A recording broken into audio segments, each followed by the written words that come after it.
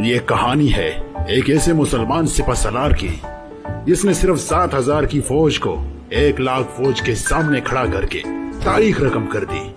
ایسے سپہ سالار کی کہانی ہے جس نے جیسے ہی سمندر پار کیا تو اپنی تمام کشتیاں جلا دی جن میں وہ 7,000 فوجی لے کے آیا تھا۔ وہ ساری کی ساری کشتیاں جلا دی اور اپنے سپاہیوں سے کہا یا تو تم یہاں شہید ہو جاؤ یا اسلام کا پرچم لہرا دو۔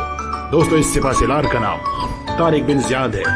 بسم اللہ الرحمن الرحیم۔ السلام علیکم ورحمۃ اللہ وبرکاتہ۔ دوستو خلافت مسلمین ولید بن عبد الملک کے دور میں طارق بن زید جب اندلس کو فتح کرنے 7,000 کی مختصر سی فوج لے کر 4 بڑی کشتیوں میں سوار اندلس کے ساحلی علاقوں پر جبل طارق پر اترتا ہے تو باوجود مختصر سی فوج کے ایسی ساحلی پٹے کو بغیر کسی مزاحمت کے فتح کر دیتا ہے اور آگے ہی بڑھتا چلا جاتا ہے۔ اس وقت اندلس پر جس بادشاہ کی حکومت تھی وہ عیسائی تھا اور عربی تاریخوں میں اس کا نام لیزرگ لکھا جاتا ہے اور انگریز گورے اس کو ریڈار کے نام سے یاد کرتے ہیں۔ جب بادشاہ نے یہ دیکھا تو اپنے سپہ سالار تدبیر کے ساتھ 30,000 کی فوج کو تمام ساز و سامان اور ہتھیاروں سے آراستہ کر کے میدان میں بھیج دیا اور دونوں فوجوں کا مقابلہ ہوتا رہا۔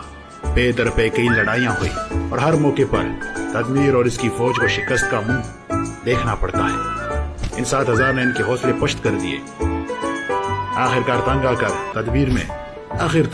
آ کر بادشاہ کو کہتا ہے کہ یہ قوم جس سے ہمیں سبق پڑا ہے معلوم نہیں کہاں سے آئی ہے، آسمان سے نازل ہوئی ہے یا زمین سے ابلی ہے، لہٰذا اس کے سوا کوئی چارہ نہیں کہ آپ خود اس کی سرکوبی کے لیے آئیں۔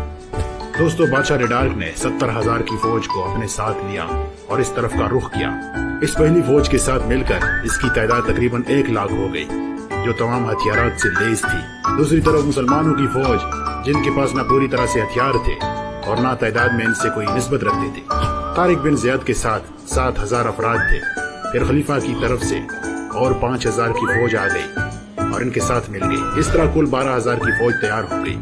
ان دونوں فوجی وادی لکھا کے مقام پر اترے اور پھر مقابلہ ہوا۔ یہ مقابلہ مسلسل 8 دن تک چلتا رہا اور بالآخر فتح کامیاب مسلمانوں کی ہوئی اور عیسائی فوج رسا پستی ہو گئی اور خود ریڈارک بھی قتل ہو گیا۔ دوستو بعض مورخین نے لکھا ہے کہ طارق بن زید جب ساحل اندلس پر اترا تو اس نے اپنی فوج کو سب سے پہلے یہ حکم دیا کہ ان کشتیوں کو جلا دو۔